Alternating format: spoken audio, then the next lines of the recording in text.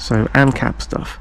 There is a little problem with private defense forces, like hiring personal bodyguard, hiring a militia to help defend you in the case of castle doctrine, in the case of house attack. And it's to do with property violation. So say you're an old granny, or say you're disabled or elderly or something, you have a gun, you're on your own. You want to defend your property from the attack of thieves or communists or armed thugs coming onto your land, stealing from you, or crossing the threshold, breaking onto your land, violating your property as an individual. You're meant to defend yourself with your guns from property violation, as per the NAP. The problem arises when you think you can't defend your property on your own, and so you phone in, contact, trade with, or pay a private defense force or bodyguard to come to your aid because you realize you're not going to be able to hold off the invaders with your gun on your own. So you want to rope in other people to help defend you. The problem it comes in where those people you hire, let's say it's a 3-man team of, it's like a business who are private defense, and you hire them to help you defend your property. Right, so let's say this woman is trying to defend her home. She can't do it. She calls these 3 guys in. Now, that business and each of those 3 consists of each of those 3 individuals. And each of those 3 individuals are not defending themselves yet from property violation. So, in order for it to work, they would have to be called in by the lady, and they would not be allowed to shoot the people attacking the lady until those people attacked them first. Like, they couldn't make an instigation or a provocational firing of their gun. They could not fire at these tangos, these enemies, these contacts, until these contacts have fired at them. And I'm talking about each individual in that business. So each of the 3, let's say it's 3 men. 3 men with guns are hired by a lady. They turn up at her property, and if the enemies who are trying to shoot her or kill her or break in never actually attack these 3 individuals from the private defense force, then they cannot help her. They cannot fire back unless fired upon, because each of them individuals has to wait into a position where they're defending their self from bodily harm, or else they become the instigator on their own terms, in their own version of this situation. Like, they become the one who fired first in each of their situations. So let's say, just take one of the first defense guys. If he shoots up to their property and the enemy do not fire at him while he's in that property, and he tries to fire at them on behalf of the woman, because the woman asked for them to be there to help her.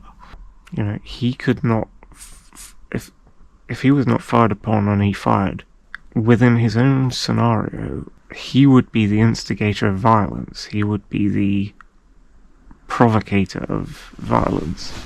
You know, they started first on the woman, sure, but you can't use the NAP on behalf of people. You shouldn't use the NAP on behalf of people. You should use it individually for yourself, because else you give the enemy the argument that you as a person shot them first and they were defending themselves. Of course, being the instigators of the event in the first place against the woman, they've already violated property, and I suppose they've violated their right to life and freedom by violating the woman's property. In the scenario of them versus the woman, as individuals. But if they're fired upon by the man from the defence force, or any of the men from the defence force, then they could have the grounds to say they were defending themselves from them as an argument. But yeah, you could use the argument that they have already violated the property of someone else. But you do get into the weeds a little. You do get into the confusion of, like, yeah, if you help this woman and you shoot first, then you are also, like, the defence force guy has also become a property violator in a way, on his own terms. And I'm trying to think of a way around this scenario. I suppose the woman would have to have an agreement where she takes full consent and responsibility for the defence force's actions when she calls them in. So she's already signed forms for the event where she calls this business in to help her, that say if she calls them to defend her, she consents for it to be her entire responsibility for anyone they kill, without them being fired upon. She would have to have that kind of form signed as consent in her name. So I guess that could be some sort of way around it.